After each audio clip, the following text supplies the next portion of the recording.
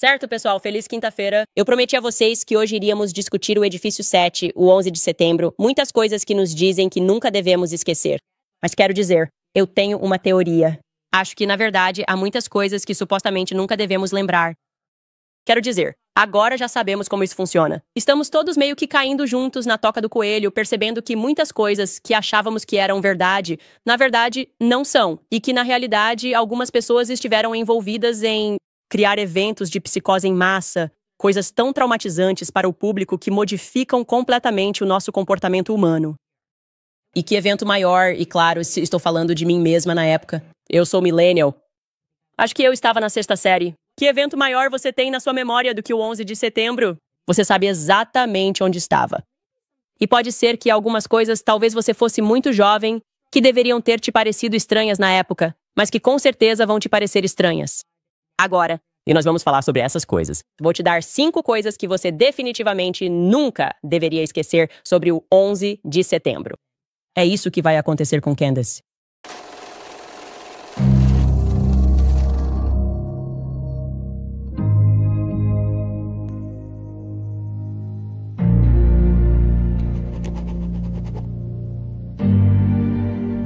Tudo bem. Então, qual foi a psicose que foi formulada depois do 11 de setembro? Eu diria que todos nós temíamos os muçulmanos sem questionamentos. Eu não poderia, por favor, não poderia suportar estar perto deles. Eu simplesmente pensei que cada um deles seria um terrorista. Eu me sentia assim. Eu não queria ir para as casas deles. Eu não queria ser amigo deles. Ontem eu realmente me senti muito mal. Teve uma thread que viralizou no Twitter e era uma mulher muçulmana mais jovem falando sobre como foi para ela. No 11 de setembro, ela foi buscada na escola e o pai dela a sentou e explicou para ela, basicamente, que as coisas iam ficar muito ruins para ela. E ela não entendeu, ela não tinha feito nada. E o pai dela explicou que isso não importava muito, porque ela seria culpada de qualquer jeito. E eu me senti mal porque sei que eu era uma dessas pessoas que culpava todos os muçulmanos. Mas, a propósito, eu fui programado para fazer isso. Quer dizer, vamos lá. Você sabe que essa era a vibração que eles estavam transmitindo. Eles são todos terroristas. Desistir. Eles virão atrás de nós. Eles estão derrubando torres. Eles são radicais. Eles são jihadistas. E eles passaram para os jovens, para a futura geração, que não importava o que fizéssemos, no Oriente Médio não fazia diferença porque estávamos pegando terroristas, certo? Isso teve uma grande implicação na nossa política externa por décadas. Ainda hoje, você não deve nem piscar quando crianças muçulmanas são explodidas. Essa é meio que a vibe. E se você se importar, bem, vai acabar no Rumble. Você não pode falar sobre essas coisas em lugares convencionais, mas o público está despertando, e nós definitivamente vamos discutir isso. Só quero dizer logo de cara aqui, eu sei que há muitas pessoas, olha, eu cresci em Sanford, Connecticut, que conhecem famílias, que conhecem pessoas cujas vidas foram impactadas por esse evento. Não há dúvida de que esse evento aconteceu. E nós não falamos sobre esse evento e todas essas interrogações porque desrespeitamos essas pessoas. Na verdade, é por um enorme respeito. Ou seja, se isso tivesse acontecido com membros da minha família, eu nunca descansaria até obter as respostas para as perguntas que estou prestes a fazer. Eu nunca descansaria. E como eu disse, estamos fazendo isso em reverência às vítimas e às famílias das vítimas. Então, o que temos primeiro? Certo, bem, uma coisa que eles não querem que você lembre é o quão estranho isso é. Em toda aquela loucura, em todos os dias que se seguiram ao 11 de setembro e no dia que antecedeu o 11 de setembro, fomos basicamente informados de que não conseguiríamos encontrar corpos humanos e que precisávamos entender como o aço poderia derreter. Mas que sorte! Porque sabíamos exatamente quem fez isso instantaneamente, porque eles continuaram encontrando passaportes. Você se lembra disso? Veja essa matéria de jornal. Mais um desdobramento. No sábado, autoridades de Nova York revelaram em uma coletiva de imprensa aqui na cidade que o passaporte de um sequestrador foi encontrado a alguns quarteirões do local do acidente no World Trade Center. Se você consegue acreditar nisso, nenhum outro detalhe foi dado, mas a descoberta levou o FBI e a polícia a expandirem a área de busca no sul de Manhattan. Ele diz, se você consegue acreditar nisso, e a resposta é não, eu não consigo acreditar nisso, mas essa é a realidade. No total, nos disseram que 4 dos passaportes dos sequestradores sobreviveram, total ou parcialmente. 2, disseram, foram recuperados do local do acidente do voo 93 da United Airlines na Pensilvânia. Então, esse avião caiu, mas eles conseguiram mais uma vez encontrar papel. Vocês têm um passaporte hoje. Só imaginem papel, de alguma forma, sendo recuperado de um local de acidente. E eles também encontraram o passaporte de um dos sequestradores no voo 11 da American Airlines. Disseram que um transeunte tinha pegado e entregue a um detetive do NYPD pouco antes das torres do World Trade Center desabarem. Agora, claro, se você pensa racionalmente e não emocionalmente, você se pergunta, o que está acontecendo? O que esses sequestradores estão fazendo? Por que eles estão espalhando seus passaportes? Isso por si só já é estranho. Então você está me dizendo, quando aquele avião caiu na Pensilvânia, o que ele fez? Abriu a janela do avião, que nem dá para abrir, e jogou o passaporte para fora. Ou ele estava com o passaporte com ele e simplesmente de novo foi recuperado. O que está acontecendo aqui? Por que há passaportes e o rastreamento mundial? Ou o que aconteceu quando o avião estava se aproximando? Ele deixou cair o passaporte. Ele estava voando para Nova York. Tem muitas perguntas aí. Mas, de novo, essas são coisas que supostamente não devemos lembrar. E se você consegue acreditar nisso, então acho que, como aquele cara diz, então você pode acreditar. Claro, a segunda coisa, e essa realmente deixa as pessoas malucas. Você não deveria lembrar disso de jeito nenhum. Mas acontece que havia algumas pessoas que sabiam de forma definitiva que algo iria acontecer naquele dia. Algumas pessoas vieram preparadas com câmeras para registrar o que iria acontecer naquele dia. Claro, notoriamente, a ABC News cobriu uma mulher que olhou para fora e viu o que logo foi determinado como israelenses comemorando. Ela disse, comemorando e dançando depois que as torres foram atingidas. Ouça o trecho a seguir.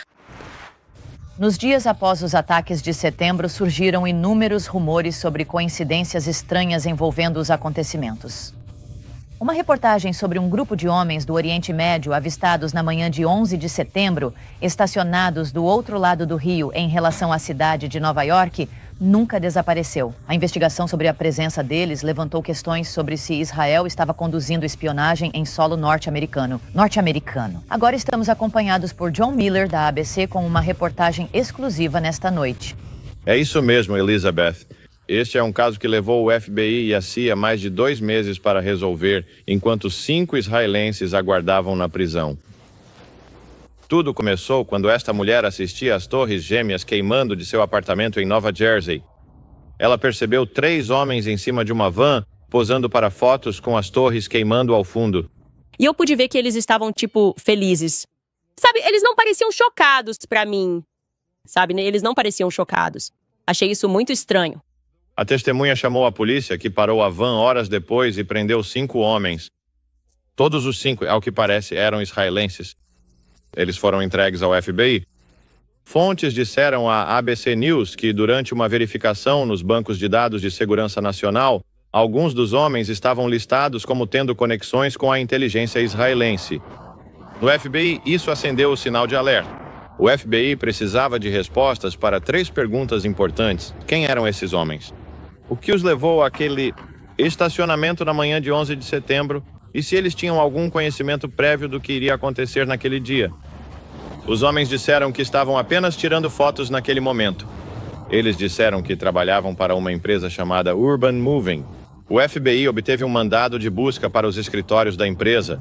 2 SUVs foram carregados com entre 9 e 12 caixas e computadores. Pouco tempo após as prisões, os escritórios da Urban Moving foram simplesmente abandonados. Quase tudo foi deixado para trás. Na prisão, os 5 israelenses foram interrogados repetidamente e submetidos a testes de detector de mentiras. Stephen Goldko era o advogado americano deles. Eles foram questionados se já haviam sido abordados ou contratados por qualquer comunidade de inteligência que não fosse dos Estados Unidos. Embora ainda haja algum debate entre os oficiais de inteligência americanos, muitos investigadores acreditam que alguns dos homens faziam parte de uma operação israelense com o objetivo de monitorar instituições de caridade islâmicas radicais que apoiam grupos como o Hamas, algo que os advogados dos 5 homens e o governo israelense negam veementemente. Esses 5 israelenses não estavam envolvidos em operação de inteligência nos Estados Unidos. A história é simplesmente falsa. No final, o FBI concluiu que não havia evidências de que qualquer um dos 5 homens tivesse conhecimento prévio do plano de 11 de setembro. Após 71 dias, os 5 israelenses foram deportados, deixando alguns ressentimentos, tanto entre autoridades do ZEUAI quanto entre autoridades israelenses. De acordo com autoridades federais, os 5 homens foram proibidos de retornar aos Estados Unidos por 10 anos, segundo eles, porque violaram leis de imigração. Em resumo, John, há evidências de que algum desses 5 homens soubesse dos ataques de 11 de setembro antes que ocorressem? O FBI gastou bastante tempo investigando essa questão. Não parece que eles estavam no local tirando fotos antes dos aviões atingirem, mas sim pouco depois. E eles dizem que não encontraram evidências de que algum desses 5 homens investigaram seus antecedentes, vasculharam apartamentos, analisaram registros telefônicos, tivesse conhecimento prévio do ataque.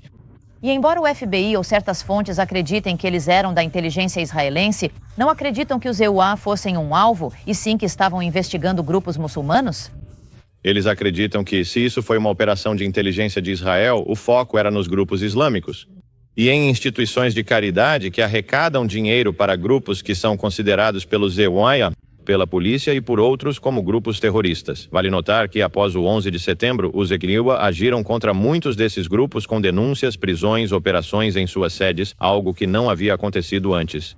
Esses são grupos que Israel acredita financiam o Hamas e organizações terroristas. Grupos que são responsáveis pela maioria dos atentados suicidas lá.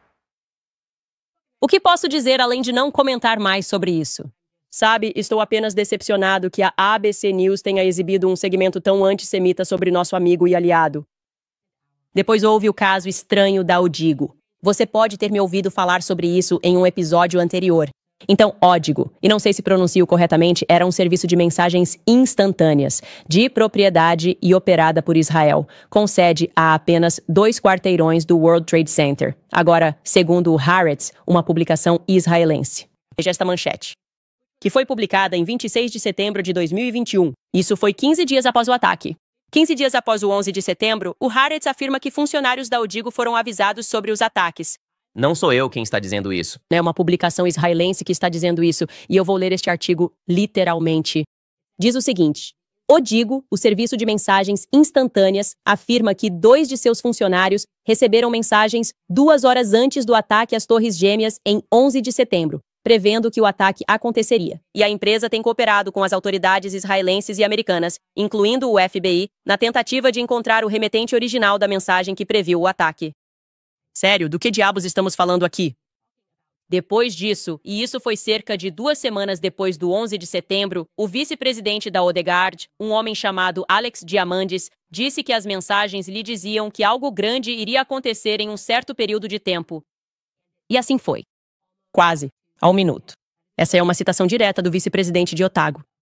As mensagens diziam que algo grande iria acontecer em um certo período de tempo, e aconteceu quase no minuto exato. Então, por algum motivo, os funcionários avisados da Otago não acharam que deveriam simplesmente repassar essa mensagem para as autoridades. Nossos amigos e aliados não repassaram essa mensagem para as autoridades, o que teria salvado milhares de vidas. 2 semanas após o 11 de setembro, você tem esse cara dizendo isso, você percebe que há um monte de pessoas aparecendo dizendo isso. Talvez Israel soubesse que isso iria acontecer. Agora sabemos que existe essa câmera. E então houve uma reportagem da CNN que saiu em 28 de setembro de 2001 que reforçou ainda mais esse fato. E novamente estou mostrando isso para você diretamente da CNN.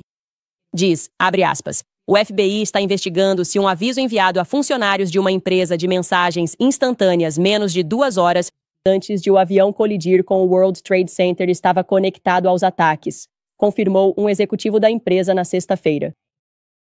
Ok, então Alex Diamandis novamente é isso. O vice-presidente da Otago disse que não havia nada especificamente sobre os ataques. Tipo, eles não sabiam que seria um avião que iria atingir, mas acharam suspeito por causa do momento em que aconteceu. Ele disse, abre aspas, eu descreveria isso como uma ameaça e um aviso. Ele então se recusou a comentar mais, citando investigações em andamento. Depois havia 2 funcionários que trabalhavam nos escritórios da Otago em Israel porque eles tinham uma base em Israel e eles dizem que receberam uma mensagem por volta das 7 da manhã, horário do leste, em 11 de setembro. Após os ataques, a equipe decidiu vasculhar os registros do servidor para determinar a origem da mensagem e as informações foram então repassadas às autoridades israelenses. E então simplesmente não há mais pistas, pessoal. Só para referência, a primeira torre foi atingida às 8h46 da manhã. Eles receberam uma mensagem às 7 horas da manhã, mas a sua mídia simplesmente perdeu o interesse nisso. Não houve interesse nisso porque, bem, encontramos passaportes. E os passaportes deixam claro que era para ficarmos realmente irritados com muçulmanos e todas essas outras coisas estranhas que aconteceram. Eu nem sei por que as pessoas estão falando sobre isso. Não há interesse em nenhum outro assunto.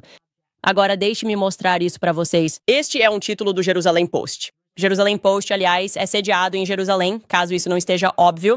Isto é de 12 de setembro de 2001. Desde então foi arquivado. E diz, citando, o Ministério das Relações Exteriores em Jerusalém recebeu até agora os nomes de 4.000 israelenses.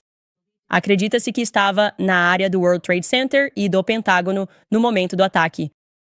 Ok. Surpreendentemente, aqui vai uma atualização para você. Apesar disso, apesar de haver 4.000 funcionários na área, incluindo uma empresa inteira, a Odigo, que recebeu um aviso prévio sobre esse ataque, acontece que, pelo menos de acordo com alguém que estava viajando com Bibi Netanyahu para o memorial do 11 de setembro, um total de 4 cidadãos israelenses morreram naquele dia. Vou mostrar esse trecho para você. Aqui está um vídeo do Bibi Netanyahu com sua esposa visitando o memorial. E você vai ouvir alguém de sua comitiva dizer que apenas 4 cidadãos israelenses morreram naquele dia. Ouça só. Toda essa seção que vemos aqui, descendo até o final, é toda de pessoas do Center Fitzgerald. E então, quantos israelenses há? São 4 israelenses ao todo. Estou feliz. Eu gostaria que nenhum americano ou israelense tivesse morrido naquele dia. Acho que é um desdobramento interessante, mas estou feliz porque é triste quando pessoas inocentes perdem a vida. Em algo que você poderia argumentar que era evitável, se outras pessoas conseguiram evitar porque receberam conhecimento prévio do evento. Agora vamos falar sobre Luke Larry, Torre 7, Prédio 7. Com licença, dê uma olhada nesse cara antes de chegarmos a isso. E talvez de forma apropriada, porque esse cara ganhou muito dinheiro. Vou falar com vocês sobre ouro, porque agora a inflação está nas alturas. Se você acha que seu dinheiro e suas economias para a aposentadoria estão seguras, é hora de reavaliar. Você precisa considerar diversificar suas economias em um ativo tangível que resistiu ao teste do tempo. Estou falando do ouro da Goldco. Agora quero que você acesse a Candace. Eles têm uma equipe incrível que vai te orientar em cada passo do caminho. Os especialistas mostrarão por que a Goldco é uma das empresas de metais preciosos mais bem avaliadas. A Goldco é uma ótima empresa e apoia esse show. E para meus ouvintes, vocês podem ganhar até 10% de bônus instantâneo em prata em pedidos qualificados. Então, se você tem um IRA e está querendo transferir para um IRA de ouro ou apenas quer comprar metais preciosos, você pode mantê-los fisicamente. A Goldco pode ajudar. Basta ir até Candace. Essa é a Candace. Tudo bem. Então, algumas pessoas realmente têm essa sorte. É isso que você precisa entender. As pessoas simplesmente têm sorte. E eu lhe digo, Larry Silverstein, ele é uma dessas pessoas. Por falar nisso, você pode verificar os fatos e investigar por si mesmo. Mas eu estava tentando descobrir qual é a origem desse cara. E aparentemente ele era dono de muitos clubes, como casas noturnas. E houve um processo muito interessante movido contra Larry Silverstein em 2003. Eventualmente, ele foi arquivado pelos tribunais. O veterano da Guerra do Vietnã não conseguiu levar o caso adiante em Nova York.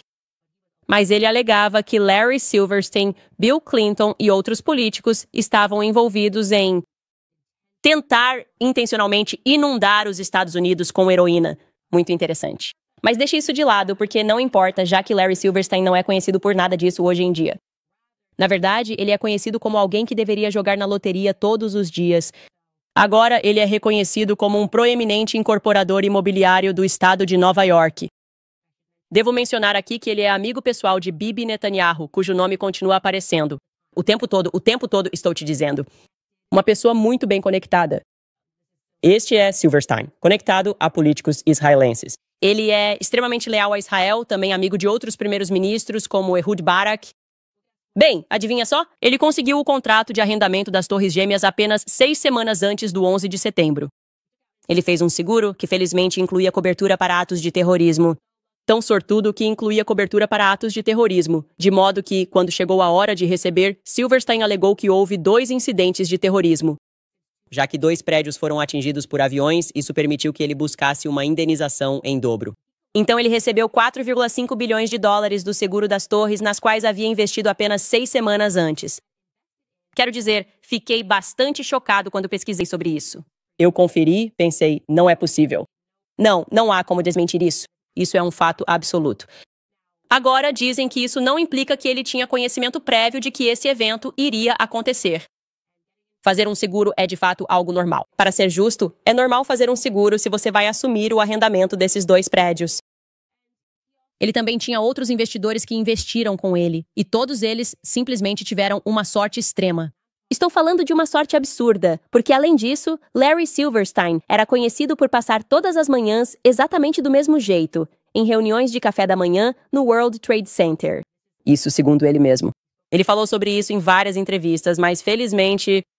Então, felizmente para o sortudo Larry, na manhã do 11 de setembro, ele decidiu: vou quebrar esse hábito porque quero ir ao dermatologista.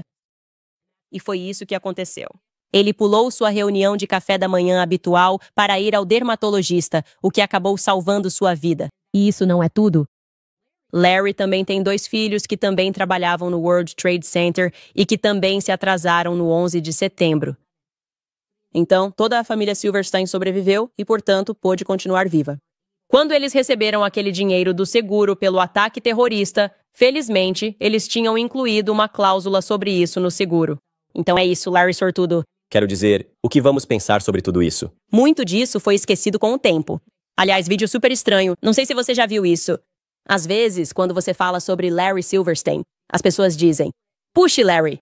E há um motivo para isso. Então, Larry decidiu sentar e dar todas essas entrevistas sobre o 11 de setembro depois disso, porque ele era o dono desses prédios. As pessoas queriam ouvir dele sobre esse terrível evento terrorista. E ele contou essa história de como estava ao telefone com o corpo de bombeiros.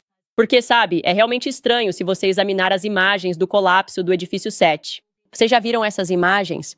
Talvez vocês tenham visto... Vou refrescar a memória de vocês porque, aliás, não me escutem. Estou sendo totalmente conspiratório aqui. Parece que foi uma demolição. Quero dizer, eu já vi uma demolição antes. Olhem esse vídeo do prédio desabando. Aí está. E então ele simplesmente meio que desaba tudo de uma vez. Esse é um vídeo. Na verdade, vou mostrar para vocês um comparativo lado a lado, porque, sinceramente, isso realmente parece uma demolição controlada. Olhem esse comparativo lado a lado. Você nem sabe qual deles é o edifício 7. Isso é só uma demolição lado a lado e o edifício 7. Então, isso obviamente inspirou várias teorias da conspiração que só aumentaram depois dessa entrevista do Larry falando sobre como ele disse ao chefe do corpo de bombeiros para derrubar. Agora vou contar o que ele diz sobre o motivo de ter dito isso. Mas antes, vamos ouvir Larry Silverstein, o próprio Larry, com suas próprias palavras. Eu me lembro de ter recebido uma ligação do comandante do corpo de bombeiros me dizendo que eles não tinham certeza se conseguiriam conter o incêndio. Eu disse, sabe, tivemos uma perda de vidas tão terrível. Talvez a coisa mais sensata a fazer seja derrubar. E eles tomaram a decisão de derrubar. E então assistimos ao prédio desabar.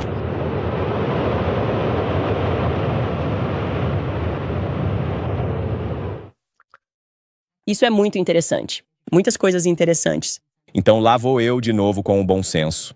Eu odeio isso. Mas em um dia como esse, pessoas correndo, gritando, sendo soterradas nos escombros, procurando entes queridos, o corpo de bombeiros deve ter recebido quantas ligações? E você está me dizendo que o comandante dos bombeiros pensou consigo mesmo. Nessa emergência, eu deveria ligar e pedir a opinião do dono do prédio sobre como fazer meu trabalho. Eu não sei. Isso me parece estranho. Talvez eu não seja uma pessoa poderosa em Nova York. Porque eu sempre imaginei que, se minha casa estivesse pegando fogo e eu não estivesse lá porque estava no dermatologista convenientemente, graças a Deus, e ela estivesse simplesmente queimando, eu simplesmente não acho que o comandante dos bombeiros me ligaria e diria, ei, qual é a sua opinião, cara? Está só queimando. E aí eu diria, pode puxar? Como se fosse meu trabalho orientar os bombeiros sobre como fazer o trabalho deles. Parece estranho eu estar em contato com eles. Isso é normal. Talvez isso seja uma coisa de Nova York. Estranho. Eu nasci em Nova York e eu simplesmente não me lembro desse negócio de ser tão camarada assim. Aqui está quem a gente liga. Normalmente, eles fazem o trabalho deles. E tinha muita coisa acontecendo naquele dia. Mas aparentemente esse cara pensou, deixa eu ligar para o dono do prédio e ver a opinião dele sobre o que devemos fazer com o edifício 7. E então, quando pressionaram o Larry sobre isso, por que você diria, pode puxar? Aliás, no geral, puxar o quê? Ele disse algo como, eu só quis dizer, tipo, puxar a operação. Tipo, ele está dizendo, eu quis dizer, vamos parar de enviar mais pessoas do corpo de bombeiros. Vamos parar de mandar mais bombeiros lá pra dentro. Não queremos mais perda de vidas. Então tirem eles de lá. Porque, de novo, essa teria sido a decisão dele, de alguma forma. Foi isso que ele quis dizer. E então as pessoas investigaram essa história e encontraram algumas falhas, porque o comandante dos bombeiros disse que nunca falou com o Larry. E há um jornalista independente chamado Luke Rutkowski, que decidiu confrontar Larry sobre a história dele não bater com a lembrança do chefe dos bombeiros. Ouça só. Essa é para Larry Silverstein. Última vez conversamos, senhor. Eu lhe perguntei se poderia comentar sobre algumas das teorias da conspiração do 11 de setembro das quais acusado. Infelizmente, sua resposta atraiu ainda mais delas. Para constar, todo mundo conhece comentários infames na PBS. Você disse tranquilo, edifício 7 às 5h25, 11 de setembro. Eles não tinham certeza se conseguiriam conter o incêndio. Como você sabe, tivemos uma perda de vidas terrível. A última coisa a fazer era derrubar o prédio. E eles tomaram a decisão de derrubar. E então assistimos ao prédio desabar. Sua resposta oficial foi que foram os bombeiros. Minha pergunta é, estava bem claro que você se referia ao prédio. E se foram os bombeiros, eles já estavam fora do prédio ao meio-dia porque as tubulações de água estavam quebradas. Faça a pergunta. E o chefe dos bombeiros com quem você disse ter falado, o chefe Nagro, nega ter conversado com você naquele dia, 11 de setembro. Você pode responder essas perguntas e abordar as teorias contra mim? Eu sugiro isso para a consideração de todos. Vocês todos já olharam para as milhares de páginas de depoimentos que foram prestados nos muitos anos desde o 11 de setembro? E vamos usar a sessão de hoje para alguns de seus... O senhor está ciente de depoimentos sobre bombas no prédio antes do colapso, senhor? O senhor está ciente desse depoimento? Senhor, ao depoimento de Barack Jennings. Senhor, o senhor não precisa me tocar. Escute, eu vou me afastar. Tudo o que estou fazendo é uma pergunta. Eu não preciso ser expulso. É uma pergunta legítima. Você não precisa pôr as mãos em mim. Mas tudo o que estou dizendo é... Não estou. Estou aqui perguntando... A pergunta não foi respondida, por isso eu concordei. Larry Silverstein orientado a não ir trabalhar. Por isso ele, sua filha e seu filho não apareceram para trabalhar no 11 de setembro. Ele fez um seguro para os prédios. Reuters, faça o seu trabalho. Por favor, façam algumas perguntas. Bem, obviamente o Luke é maluco. É inadequado fazer perguntas. O Larry realmente é só sortudo assim, tipo, incrivelmente sortudo. E daí, se ele se confundiu na história sobre falar com o chefe dos bombeiros e dizer, puxa... Sabe, essas coisas acontecem numa tragédia, quando você lembra de ter falado com alguém que talvez não lembre de ter falado com você ou algo assim. Novamente, o objetivo deste episódio é te contar as coisas que eu vou precisar que você esqueça. Porque eu estou cansado dessas teorias da conspiração. Sabe, por outro lado, tem algumas pessoas que realmente são só azaradas assim. E um exemplo disso, então, eles estão dizendo pra você, olha, você tem que acreditar na sorte dele. Larry sortudo. Mas a BBC realmente só teve azar quando acidentalmente noticiou que o edifício 7 tinha caído 23 minutos antes de ele cair. Então, o que eu acabei de mostrar pra você, sim, eles já tinham noticiado 23 minutos antes de cair que o prédio tinha caído. E eles já tinham a desculpa pronta para explicar por que ele caiu, apesar do fato de que não foi atingido por um avião. De qualquer forma, ouça só a reportagem que saiu 23 minutos antes do tempo. Mais informações sobre o último prédio que desabou em Nova York. Você deve ter ouvido há alguns instantes que eu estava falando sobre o desabamento do prédio Salomon Brothers. E de fato caiu. Aparentemente isso fica a apenas algumas centenas de metros de onde estavam as torres do World Trade Center. E parece que isso não foi resultado de um novo ataque. Foi porque o prédio havia sido enfraquecido durante o ataque desta manhã. Bem, o prédio tinha sido enfraquecido. Você sabe como é às vezes, tipo quando sua casa está pegando fogo e aí a casa ao lado simplesmente desaba completamente. Não? Alô? Não, vocês nunca viram essa situação acontecer? Bem, às vezes, se há uma casa pegando fogo, a casa do outro lado da rua pode ficar estressada e simplesmente se sentir fundamentalmente enfraquecida. E o Larry diz pra derrubar, sabe? Não faz sentido perder mais vidas. E ele diz isso pra... Não sabemos pra quem, não importa, porque ele está em uma consulta com o dermatologista. Enfim, Vamos seguir em frente. Eu só sinto que isso está ficando louco. Não importa que eles tenham noticiado um pouco mais cedo. Eles tinham uma desculpa perfeitamente válida. Eles disseram que copiaram a reportagem de outra publicação, a Reuters. A Reuters disse primeiro, o que na verdade não responde à pergunta sobre o porquê. Qualquer um deles falou primeiro antes da torre realmente cair, considerando que a torre não ficava exatamente ao lado. Também havia prédios no meio que não caíram, mas essa torre caiu. Sabe, tem algo interessante para saber, caso você ainda não tenha pesquisado sobre o edifício 7, o World Trade Center, edifício 7. Você sabe quem eram os inquilinos? Tipo, quem trabalhava lá na época? Bem, tinha a CIA, o DoD, o Serviço Secreto, a Receita Federal e a SEC. Tudo isso era o que acontecia naquele prédio, assim como outros bancos de investimento multinacionais. Muito interessante. Essa torre caiu em menos de 7 segundos como uma implosão de manual de algum tipo, mesmo sem ter sido atingida por um avião ou ter qualquer tipo de dano estrutural. Simplesmente desabou. Você fica tipo, eu nem sei qual dessas é. Era para ser o edifício 7. Mas foi isso que aconteceu. E como eu disse, isso foi noticiado 23 minutos antes mesmo de acontecer. Quem poderia imaginar isso? Quem poderia ter sido tão azarado a ponto de prever acidentalmente que ela iria cair? Mas então vamos inverter de novo, porque algumas pessoas realmente têm essa sorte. Voltamos a falar de sorte novamente. Foi um azar, mas depois virou sorte, porque o Pentágono, agora isso é algo realmente interessante. E esse realmente é o 5º ponto que vou pedir para todos vocês simplesmente esquecerem, ok? Muitas coisas estranhas sobre o Pentágono. Muitas coisas estranhas aconteceram naquele dia. Mas você deve saber que antes disso, o Pentágono estava sendo auditado. E eles perderam, e sempre fizeram isso desde então, os 2,3 trilhões. Ops! Eu sei que continuamos cobrando impostos de vocês. E estamos cobrando impostos de vocês por causa de coisas, como a NASA, que se tornou um orçamento negro, e guerras no exterior que não são realmente tangíveis.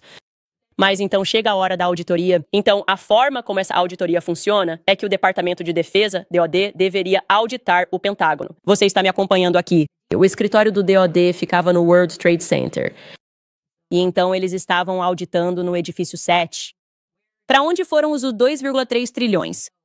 E eles emitiram um relatório, o DoD, dizendo que não vão nos fornecer nenhum dos arquivos. Não conseguimos dizer nem justificar esses os 2,3 trilhões. Você tinha o Donald Rumsfeld dizendo algo como, bem, sabe, a tecnologia está mudando e nós estamos fazendo as coisas do jeito antigo aqui no Pentágono. E do jeito antigo, simplesmente não conseguimos encontrar os 2,3 trilhões. E então, você consegue imaginar ambos? O World Trade Center, onde estavam fazendo a auditoria, vai pelos ares. E então o Pentágono é atingido por um avião perdido. Avião. Eu sei. Isso é tão estranho. Então, havia todas essas pessoas que diziam, por que a gente não viu um avião batendo ali? Você lembra disso? Você lembra de estar vivo nessa época? Você olhava para o prédio e tinha só um buraco no meio. Disseram pra gente que um avião bateu ali. E o que foi interessante é que, na verdade, a CNN tinha um repórter no local naquele dia que conseguiu chegar perto disso depois do acidente e relatou que não havia avião. Aliás, eles só exibiram isso uma vez e depois foi apagado da memória. Então vou mostrar para vocês o que esse repórter disse que conseguiu chegar até o prédio do Pentágono depois que ele supostamente foi atingido por um avião. Ouça só. Do lado de fora do Pentágono, o correspondente de assuntos militares da CNN, Jamie McIntyre. Jamie, você chegou, perto de onde aquele avião caiu. Isso mesmo, Judy. Há pouco tempo eu fui até bem ao lado do prédio. Os bombeiros ainda estavam tentando apagar o incêndio. Aliás, o fogo ainda está queimando em algumas partes do Pentágono e eu dei uma olhada no enorme buraco aberto que está na lateral, mas pela minha inspeção mais detalhada, não há evidências de que um avião tenha caído perto do Pentágono. O único local é o lado real do prédio que caiu. E como eu disse, as únicas peças que sobraram, que você pode ver, são pequenos o suficiente para que você possa pegá-los com a mão. Não há grandes seções de cauda, seções de asa, fuselagem, nada parecido em lugar nenhum. Sim. E eles não nos mostraram nada durante anos. Muitas dessas coisas eram confidenciais. E também, o que é realmente interessante, é que eles decidiram confiscar 82 vídeos de pessoas que tinham imagens de câmeras de segurança, como o posto de gasolina do outro lado da rua. Agentes do FBI foram até lá e garantiram isso. Nos primeiros minutos após esse ataque, eles confiscaram todas as gravações ao redor desse avião que supostamente atingiu o Pentágono. E havia militares lá naquele dia que juraram ter ouvido um míssil, disseram que moravam ali, que tinham lutado no exterior. Era inconfundível o som de um míssil. E eles ouviram um míssil naquele dia. E eu só vou te mostrar, aliás, o prédio do Pentágono aqui depois do avião. Que aquele repórter da CNN está dizendo que não viu, mesmo quando estava de perto examinando os bombeiros, que estavam tentando apagar o fogo, era isso, bem aqui. Então sim, um avião deve ter caído de lado. E então, por alguma razão, não pôde ser observado por um repórter que estava perto. E por alguma razão, as pessoas que estavam lá naquele dia disseram que ouviram um míssil. Estamos em silêncio, não estamos sendo ouvidos pelo público. E acabamos de ser informados de que um avião atingiu definitivamente o Pentágono. Mas a história mais importante aqui é que o Pentágono... Então, quero dizer, como poderíamos pedir a eles, depois de um relato tão horrível de terrorismo, de um ataque, me desculpe, que ainda fossem obrigados a tentar encontrar aqueles trilhões de dólares? Isso é tão injusto? Tivemos que nos unir como nação, exceto pelo fato de termos sido cegamente roubados pelo Pentágono, porque é isso que fazemos em tempos de um evento de psicose coletiva. Nós nos unimos, nos abraçamos e decidimos que, olha, tudo bem se você perdeu 3,2 trilhões de dólares. Nós não sabemos para onde foi. Você não sabe para onde foi. E, convenientemente, os 2 escritórios que deveriam saber para onde foi, as pessoas que estão auditando agora não estão mais disponíveis. Eles simplesmente foram eliminados por ataques terroristas. Caso você não saiba, o Pentágono controla quase 70% do orçamento do governo federal. E, no entanto, quando eles fazem anúncios como os 600 bilhões que estão faltando atualmente em ajuda que foram para a Ucrânia, ninguém parece nem piscar.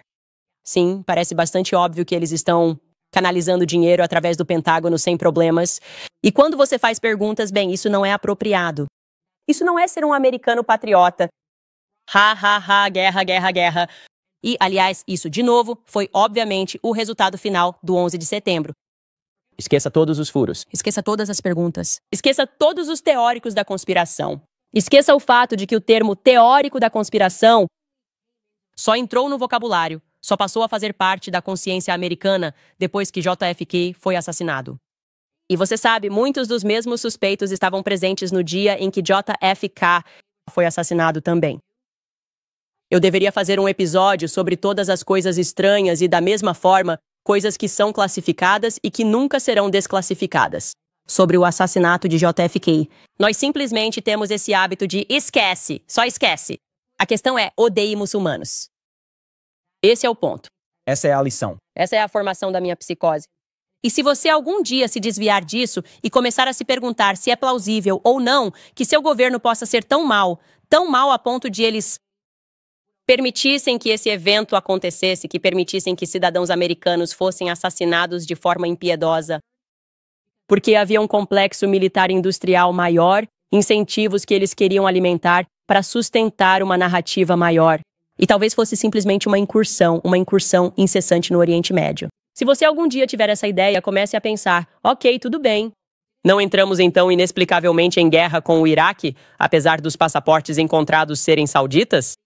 E então dissemos que iríamos entrar em guerra com o Iraque por causa das armas de destruição em massa. Que então entramos lá e nós matamos 1 milhão, estou falando de 1 milhão.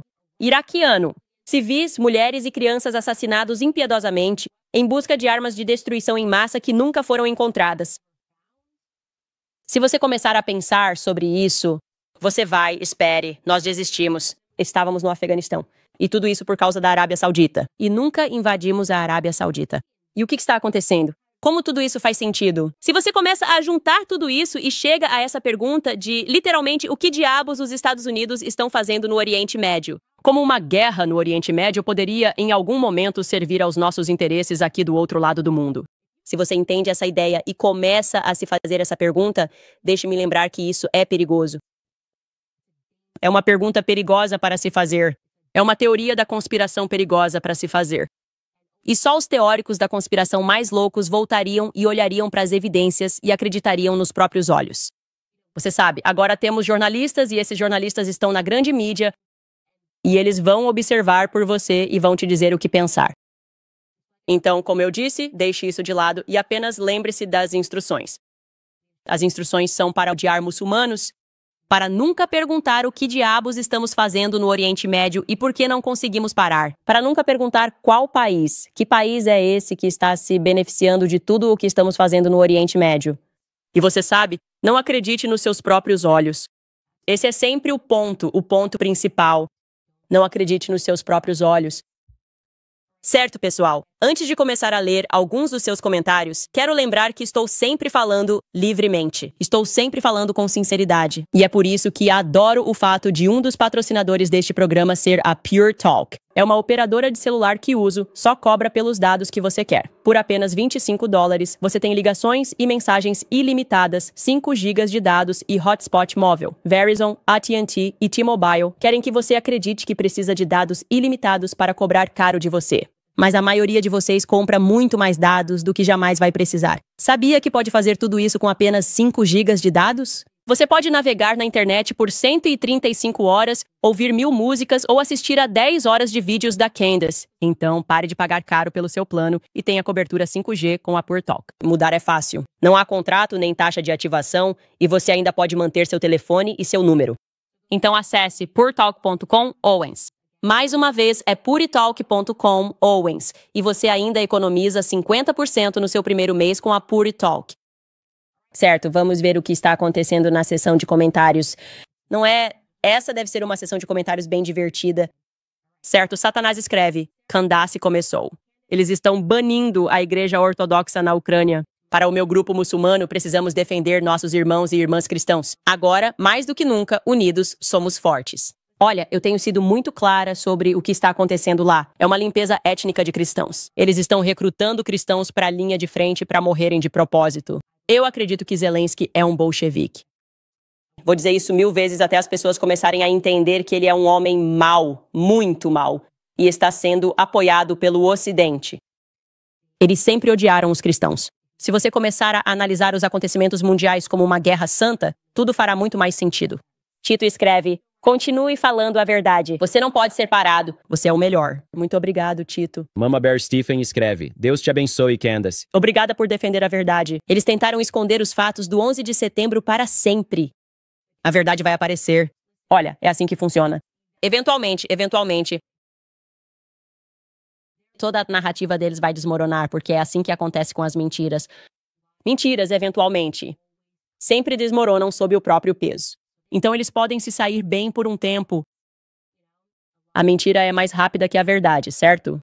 Mas quando a verdade alcança, não há comparação. Não há comparação entre a mentira e a verdade. E você realmente começa a perceber isso. Natalie escreve, fiquei arrepiada. Obrigada, Natalie. Swole Monkey escreve, é loucura porque agora, supostamente, devemos receber muçulmanos na América de braços abertos, senão somos xenofóbicos. Eu tinha 22 anos no 11 de setembro. Eu me lembro bem. Eles nos fizeram sentir ódio e medo dos muçulmanos. De novo, quem se beneficia com a expulsão dos muçulmanos de seus territórios de origem? Essas são as perguntas que você precisa se fazer. Esqueça a narrativa da grande mídia. Em toda guerra, pergunte a si mesmo, quem é o vencedor? Porque apesar de sermos nós que estamos financiando todas essas guerras, da mesma forma que estamos sendo cegados pelo ódio que está sendo incutido, há claramente uma enganação acontecendo do outro lado também. As pessoas acreditam que os americanos concordam com tudo isso, que são os americanos que odeiam os muçulmanos. E estamos basicamente herdando os pecados de um grupo muito pequeno de elitistas que fazem os dois lados se odiarem, quando nenhum dos lados se beneficia desse ódio. Corra! 105 escreve, acho que foi a CNN que noticiou o colapso do edifício 7 antes de acontecer, e mesmo assim ninguém achou estranho. Ovelhas e vigaristas. Na verdade, foi a BBC que noticiou isso. Foi 23 minutos antes. E aí a alegação deles, na verdade uma repórter da BBC, que eu nem mostrei, estava em frente à torre antes de ela desabar. E ela disse que a torre já tinha desabado, e novamente a desculpa deles para essa reportagem foi, bem, copiamos da Reuters. E ainda fica a pergunta, como alguém sabia que aquela torre iria desabar? Quem, em sã consciência, pensaria nisso? Que uma torre que não havia sido atingida desabaria por causa de um incêndio. Isso simplesmente não faz sentido algum. Tipo, por que você presumiria isso?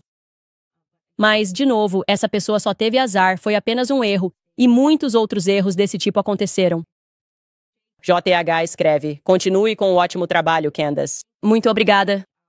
Pretendo continuar investigando todas essas histórias porque, sabe, você começa a perceber que praticamente tudo o que nos disseram foi uma mentira intencional. Quando usamos aquela referência do Matrix, não é para ser clichê. É porque aquele filme ilustra melhor o que passamos. Nós passamos por um sistema de propaganda dentro do sistema escolar.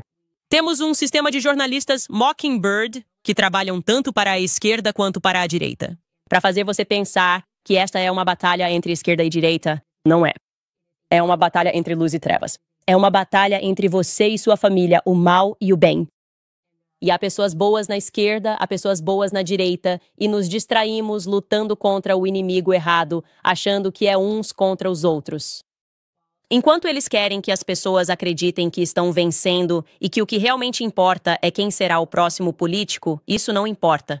Quero dizer, estamos falando de Deus contra Satanás. É a história da humanidade. É isso que me trouxe de volta e mais próximo da minha fé. Porque quanto mais você reconhece esse engano que foi imposto ao mundo, mais você percebe que sua única defesa contra isso, a única verdade é a verdade com V maiúsculo. E essa é Deus. Isso são os cristãos. E é uma verdadeira guerra espiritual. É algo incompreensível para as pessoas que estão assistindo isso. E tenho certeza de que, para muitas pessoas, isso é uma informação nova.